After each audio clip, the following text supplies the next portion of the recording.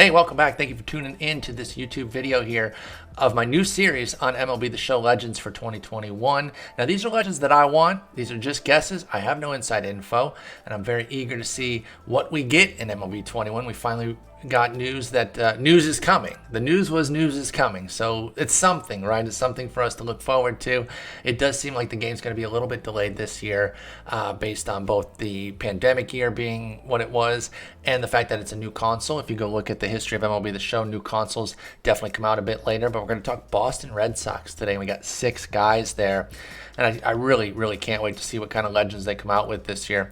Let's start with what I would say might be an obvious one, but this is my number one legend desire in all of the game. Of all the 30 teams I'm going to do, there's nobody I want to see in the game more than this gentleman here. You guessed it. It is Pedro Martinez. Pedro Martinez is so unbelievable that I truly believe that he could become MLB The Show's best pitcher if and when he becomes part of the game. His 1999 and 2000 seasons are quite literally 2 of the best starting pitcher seasons ever. The kind of numbers that he was putting up in the era that he was putting them up, just unbelievable. They would stand the test of time regardless of when they were done, but the fact that they are done in a high offensive environment is what makes him so special. When you look at those numbers, they're vomit-inducing in the right way. Like, you throw up at how good they are. I know you don't usually throw up because of things being good, but when you see those numbers, you will throw up.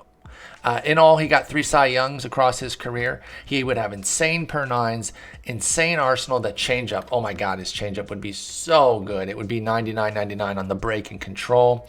And he could be the game's best starter, as I mentioned. Diamond, gold, silver, bronze potential. And he runs across a few different teams too. Dodgers, Expos, which would be Washington, as well as the Mets and Phillies. And that's where you're getting some of your silver and bronze potential. His Boston career is loaded with diamonds and gold type seasons. There could be a sneak tip card for him, and that would be his postseason relief effort in 1999 against Cleveland. He was injured, and there was uncertainty about if he'd pitch, what he could do, and he comes in and delivers a huge, lengthy outing for the ball club that really set them up quite nicely. It was unexpected at the time.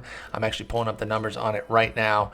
In 99, in that Cleveland series, he ended up pitching another start too. I think he had started after that. No, he had started already. I think he left that start early, pitched 4 innings, then comes in for a 6-inning relief outing of no-hit ball with 8 strikeouts and 3 walks. Are you kidding me? From the 4th inning on, he finishes the game. This is after they'd given up. They won the game 12-8. So somebody gave up 8 runs. I want to say it was like Dave Burba got smoked. No, it was Charles Nagy got smoked, and then Brett Saberhagen got smoked, and so did Derek Lowe for the Red Sox. And they're like, well, what do we do? This game's going crazy here. Well, let's turn to Pedro. Let's see what he can do. And this is Kenny Lofton, Roberto Alomar, Manny Ramirez, Jim Thome, Harold Baines is on this team, Travis Fryman, Omar Vizquel, Sandy Alomar. This is a loaded squad that he decimates for 6 innings in the playoffs. If MLB The Show wanted to put a card to that postseason as a reliever, that'd be so sick. I don't know if they would do it because it's really kind of based on one appearance there. That's the only time that he relieved in the 99 playoffs, but I'd be here for it. It's kind of like a Legends tops now, right? Because it's based on a specific moment. And who would object to that? I mean, if you're facing the card, you would object to it because he's going to kill you. But when you're using it, you wouldn't have any objections. So I would love to see Pedro in. Of course, he does work for MLB Network and Fox during the playoffs. And he's quite great as an analyst, too. I love watching him, and I think that adds to his legend. I don't know that adds to the potential of him being in the game, though, right? We've seen some guys who do work for them, Harold Reynolds and Dan Plesac, be in the game, while others have not, though. Plenty of others, by the way. There's countless guys that you could name that work there that we have not seen in the game. So it's hard to suggest that just his MLB Network affiliation would make him an easier get. I'm sure they've tried, and I hope that they're working toward it because I desperately want to see Pedro Martinez in this game. I would settle for this guy, though. This one might be a little bit more contentious, though, because Roger Clemens does have kind of the PEDs clouds looming over him, not only his Hall of Fame candidacy, but maybe that makes him somebody that they might want to stay away from. I don't know. That's pure speculation on my part, and I hope not, actually. We do have somebody like Jason Giambi in, who's an admitted steroid user, but I think he kind of perfected it of apologizing, eating it, and moving on. Because now he's pretty beloved. He finished his career as a beloved dad figure on the teams that he was on. He's been in contention for a potential manager jobs. And so Giambi somehow moved on from it. He wasn't as big of a star as Clemens and Bonds, though. Same with Pettit, by the way, Andy Pettit, who also kind of said, oopsie doopsie, didn't mean to do that. Do you still love me? And everyone's like, yeah, sure. But Clemens and Bonds we vilify, probably because of their fervent denials of it. But that's a whole other story. Let's focus on the good here. And the fact is, there's a ton of it in Clemens' career. 1986, he went Cy Young MVP combo with a 159 strikeout percentage plus. Now, the plus means that it's scaled, where 100 is average. Every point above is how much better you are than the league. Every point below, that's how much worse you are with K percentage. So he was 59% better than league average. That's an obscene number. That's like truly, truly obscene. Meanwhile, the walk percentage plus goes the other way. You want a lower number, and that's how much better than league average you are. So in this case, 24% with that 76 walk rate percentage plus. Plus a 6.3 hits per nine in 255 innings, a number that's kind of unheard of these days. 7 Cy Youngs in all with 4 different teams: Red Sox, Yankees, Astros, and Blue Jays. 5 strikeout crowns and 3 hits per nine crowns. So great per nines all over the place. Big stamina, deep arsenal, power fastball, big fork ball would be fun too. 234 innings per year from 1986 to 98. Absolute workhorse. Diamond, gold, silver, and bronze potential, though. His entire career, the way he ran the gamut there, you could make a lot of different cards off of him and spread them across those different teams. So that's kind of the interesting part about Clemens. He'd be dynamic in the fact that he would also add to the stockpile of other clubs. He did his best work, I think, with Cleveland or with Boston, given how lengthy it was, plus the high performance. Although he's pretty great with Toronto, I just don't think he played there as long to say that that's his best team. So I think putting him under the Red Sox is the right move here. Next up is Nomar. Nomar Garciaparra would be an absolute fun addition. He was part of that group that really changed the position of shortstop.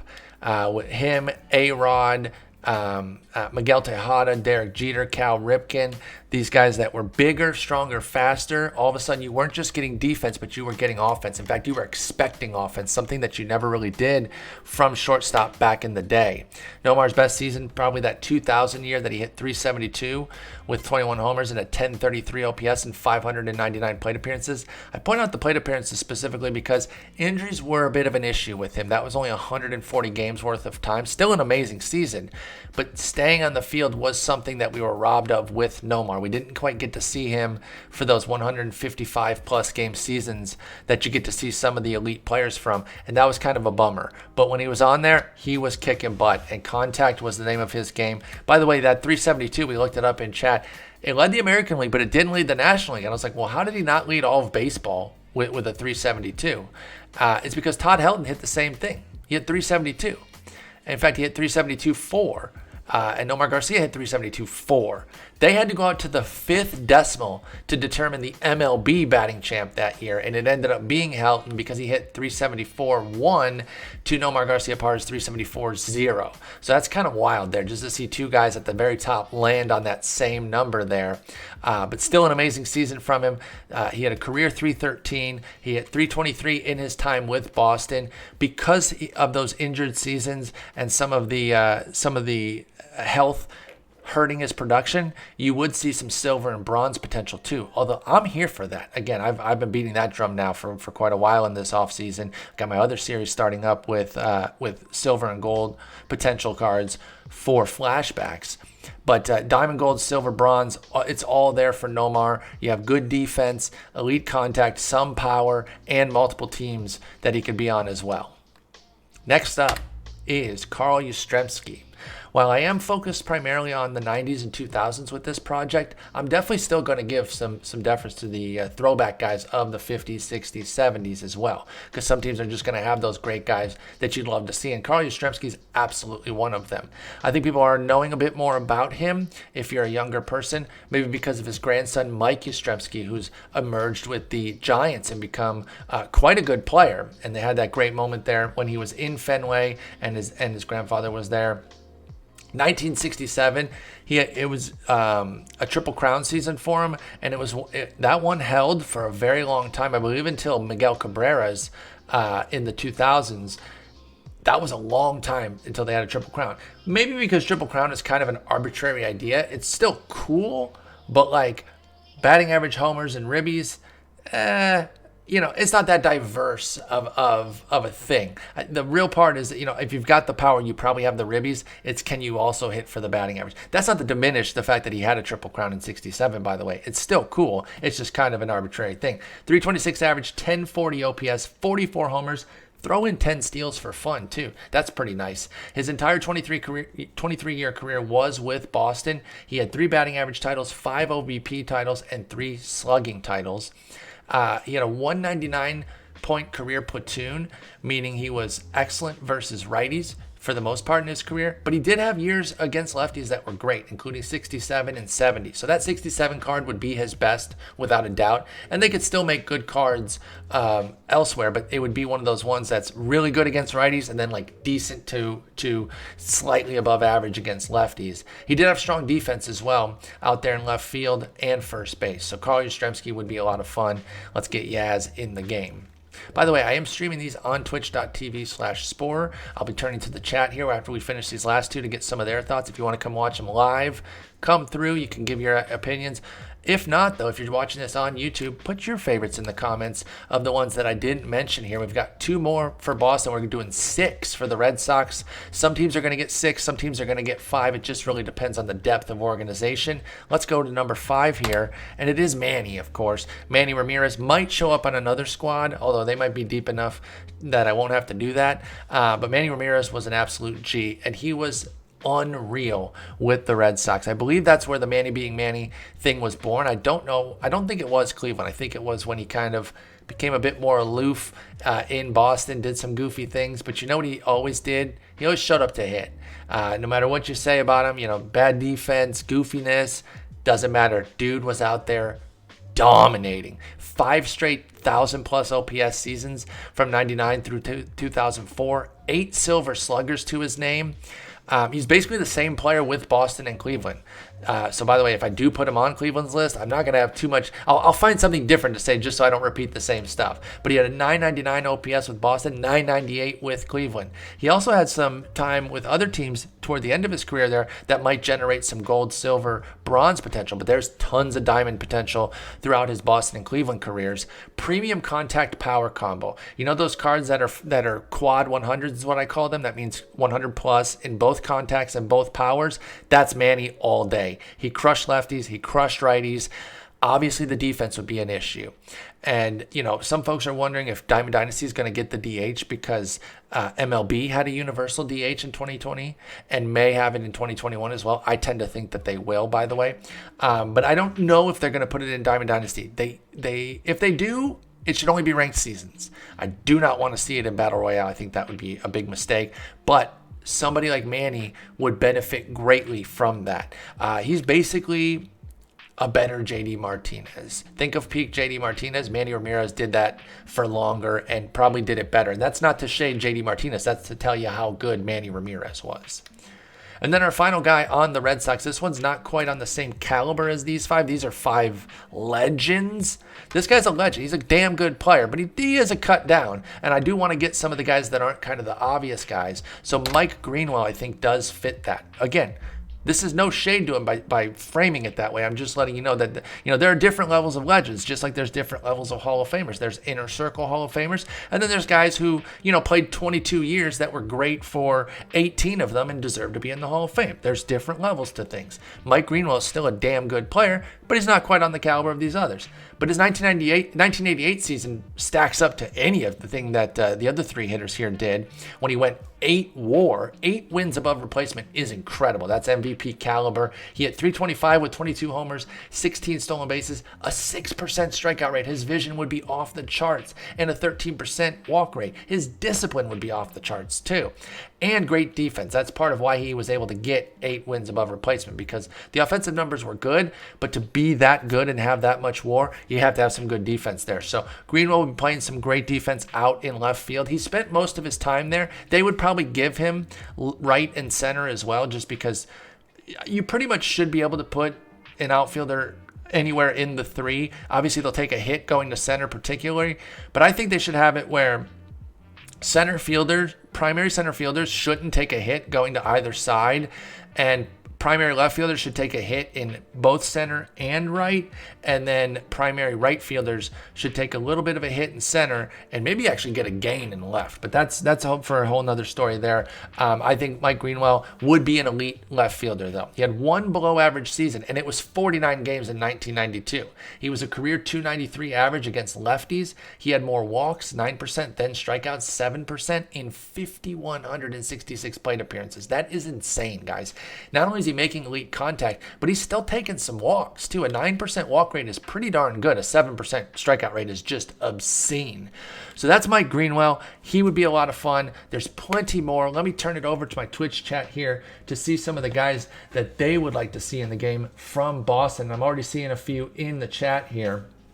Someone mentioned J.D. Drew a bit earlier. I think that would be a bit fun. Need Mo Vaughn. Oh, Mo Vaughn would be great. Just his stance was a lot of fun. Kind of that hunched over, and then his swing was so clean. I think he'd be a lot of fun. Kevin Youkilis. He almost took that Mike Greenwell spot. That was my first cut, and I really wanted to put Youkilis, but I went with Greenwell just maybe to kind of bring an 80s, 90s player on the board there. But I would love Uke, and he'd have the fun stance where he has his hands split and twisted, and then he'd have 125 discipline like all the freaking time. Wakefield would be the balls. Yeah, Wakefield would piss people off, but that'd be kind of fun. We haven't really had much with the knuckleballers lately, right? They haven't put Necro in. I will get to yours, Rolo. I'm actually not gonna say that name because he's gonna be in another video because I love that player. Derek Lowe, he could be starter and reliever. He was considered for this list. Someone mentioned Johnny Damon. BMF, Johnny Damon's in the game, my guy. He's been in the game for a couple years now. Jason Varitek, switch hitting catcher. That's a great call out. Trot Nixon is very Mike Greenwell-esque in terms of some of the stuff that he was able to do. So I agree that would be a lot of fun. These are great call outs here. And I think we're still leaving some for YouTube comments to get in there and throw some names in there as well. Daisuke Matsuzaka, obviously the funky windup, the nasty secondary stuff. He could be some fun. Although if they don't adjust pitching at all, that could be pretty rough because he would never throw it where you want because his BB9s would be pretty bad. Josh Beckett would be amazing. Josh Beckett, I'll just spoiler alert. Josh Beckett's going to be on another list. You know what team he's going to be on, but that is going to happen. I'm sorry for the early spoiler, but maybe you'll forget about it by the time I get to that squad. It's quite a ways away, but he's going to be in one of these lists, guaranteed. So yeah, great names there, y'all. And there's even more. So if you are watching this on YouTube, drop in the comments who you'd like to see for the Boston Red Sox. It's a rich organization filled with plenty of potential legends. These are 6 of my favorites that I'd love to see. Hopefully we get a few of them. Again, we're getting MLB 21 news soon. I know we got to be patient. I know it's tough right now, y'all. I really do. Trust me. I'm grinding on the game myself. I really just want something about the new game. So we're going to get some news soon. Let me recommend one thing to you, though. If you are still wanting to play baseball in the winter and you're a little bit frustrated with 20, I understand that. Custom leagues. That's the way to go. That's the wave right now. We just started our custom league draft. The Moneyball Baseball League, Scuffy McGee and I are co-commissioning a league of 30 together, and then we're going to break off into 2 factions of 15 teams. And I think that's going to be a lot of fun to carry us through into 21. Get a group of friends. Doesn't have to be a 30-team league. Get 7 other friends and play an 8-team league. Get 3 other friends and play a 4-team league. It does not matter. I promise you, though, that playing against your friends consistently in a league for somebody who is maybe frustrated with playing online right now but still wants to play baseball, I think that's really the way to go. So that's just a little PSA there at the end. Thank you so much for watching. Hit that subscribe button. We got plenty more teams coming out. And like I said, the gold, silver flashbacks taking a little bit longer than I wanted as far as making the cards for those, but I am working very hard on Baltimore. I will have it out either over the weekend or very early next week. Promise you on that. Thanks for watching. Peace.